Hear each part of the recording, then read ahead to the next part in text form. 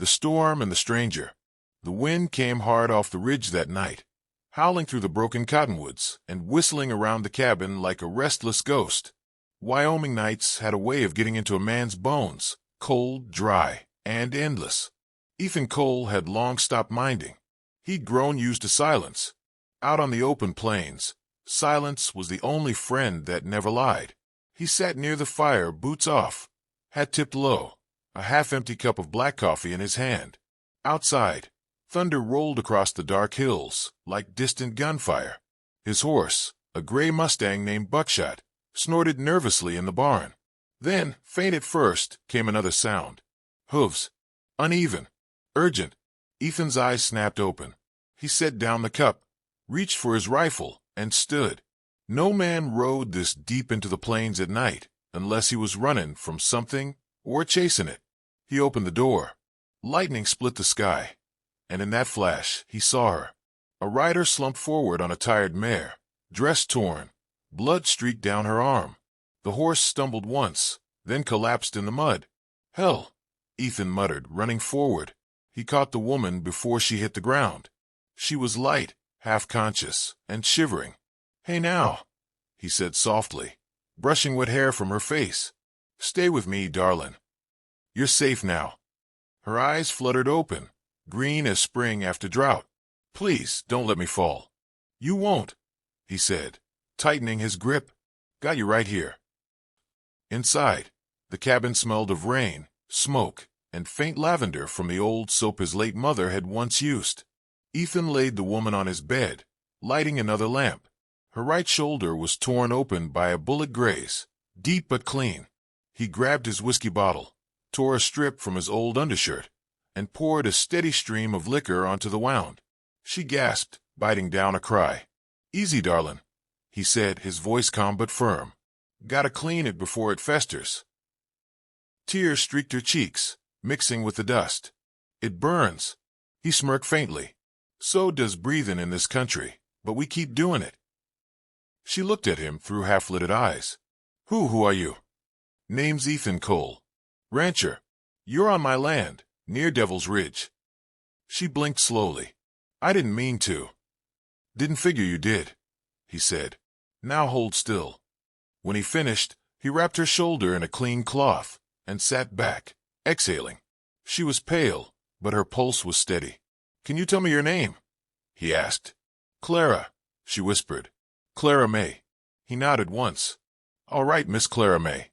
You rest now. I'll keep watch." She stirred. "You're not gonna hurt me?" Ethan froze for a second, not because of what she said, but how she said it. The fear in her voice wasn't fresh. It was old, carved deep. "No, ma'am," he said quietly. "Ain't my way." Hours passed. The fire burned low. Clara stirred once or twice in her sleep, whispering names Ethan didn't recognize. He sat in the chair by the fire, watching the rain lash against the window. He should have cared less. But there was something about the way her hand reached out even in sleep, like she was reaching for something she'd already lost, that dug at him. Near midnight, the storm broke. The world went quiet again, save for the soft drip of rain from the eaves. Ethan stood, stretched his back, and looked toward the bed. Her eyes were open now, faint and glassy in the firelight. "You still awake?" he asked. She nodded weakly. "Can't sleep." "You're safe here," he said, his tone softening. "Ain't nobody coming through that door tonight." Her lips trembled. "Can you stay a little?" He hesitated. "You sure about that?" "I just don't want to be alone," she whispered. Ethan sat back down, this time closer. The fire popped softly between them. "You're shaking," he murmured. "I'm fine," she said, though her teeth chattered. He pulled a blanket over her, then, almost without thinking, brushed a strand of wet hair from her cheek. "That hand," she whispered faintly. "Gently, please." He froze. The words struck him deep. No woman had said please to him in years. Ethan swallowed hard. "Don't worry, darlin'. I ain't gonna hurt you." Her breath steadied. Her eyes closed slowly, and within moments she was asleep again. Ethan leaned back, staring at the firelight dancing on the walls.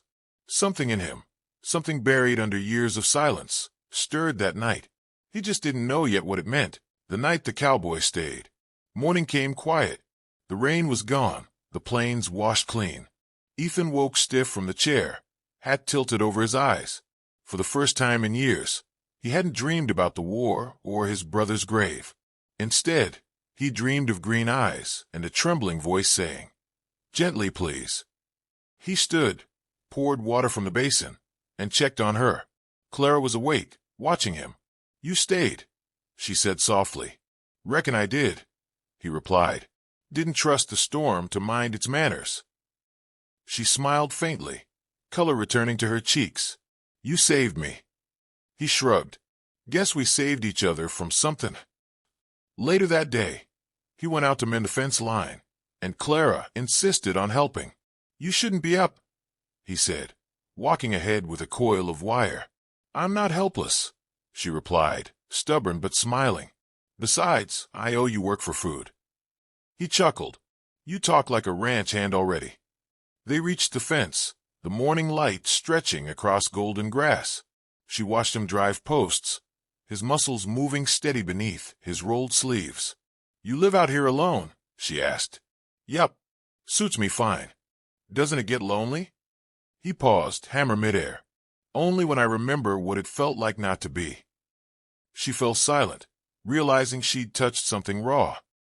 By noon, they rested under the shade of a dying oak. He offered her jerky and canteen water. "You were running from something," he said finally. "Want to tell me what?" Clara looked away, eyes on the horizon. "A man. A bounty hunter named Briggs. I ran from him 3 weeks ago. He said he owned me." Ethan's jaw tightened. "Ain't no man owns another person." She gave a bitter laugh. "You'd be surprised what the law says in Dodge City." Ethan leaned forward. "If he comes here, he won't walk back out." Her eyes flicked up to meet his. "Why would you risk that? You don't even know me." He looked back at the open land, the wind stirring the grass. "Maybe I don't need to. Sometimes a man just knows when something's worth protecting." That night, the fire burned low again. Clara sat on the rug by the hearth, sewing the tear in Ethan's shirt. He leaned against the doorframe, arms crossed, watching her in the golden glow. "You mend clothes too?" he teased. "Don't act so surprised," she said without looking up. "A lady can sew and still know how to shoot." He smirked. "Remind me not to test that." She smiled, eyes sparkling for the first time. When she finished, she folded the shirt neatly.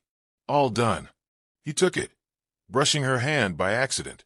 The touch lingered. "You keep this up," he said softly, "and I might start thinking you plan to stay." Her breath caught. "Maybe I do." Ethan looked away. "Careful now. This land'll break your heart if you let it." She stepped closer. "Maybe I'm tired of running. Maybe a broken heart's better than no heart at all." Silence filled the room, heavy, electric. He reached up slowly, fingertips tracing the air near her cheek. "Easy, darling," he murmured. "I ain't gonna hurt you." She smiled faintly, tears glinting. "I know." Outside, coyotes howled in the far hills, but inside, something far wilder stirred, something neither of them had the words for. Days turned into weeks. Clara healed. She helped in the barn, tended the horses, laughed more often. The ranch, once quiet as a grave, began to feel alive again. One morning, Ethan rode out to mend the north fence, and when he returned, Clara had baked bread. "Didn't think you knew how," he said, half teasing. "I didn't," she replied, grinning. "But I read your mother's old recipe in that drawer." He stared at her for a long moment. Then, almost shyly, he said, "She'd V liked you." One evening, a lone rider appeared on the horizon. Dust trailed behind him. Ethan watched from the porch, rifle in hand. Clara's heart dropped. "It's him," she whispered. "Briggs." The man rode up slow, mean grin under his hat. "Evening, Cole. I hear you got something that belongs to me." Ethan's jaw set. "Ain't nothing here that belongs to you." "She's a runaway," Briggs sneered. "Wanted in 3 towns." "Wanted for what?" "For leaving her place." Ethan leveled the rifle. "You best turn that horse around, mister." Briggs laughed. "You'd shoot me over her?" Ethan didn't blink. I'd bury you over her. The silence that followed was long and final. Briggs saw it in his eyes, the cold, certain kind of man who meant what he said. He spat, turned his horse, and rode off. Clara stood frozen, tears running down her face. You didn't have to do that. Yes, I did, Ethan said. 'Cause nobody hurts what's mine to protect. That night, the fire burned bright again. Clara sat close beside him, head resting on his shoulder. You never told me what you wanted, Ethan, she said softly.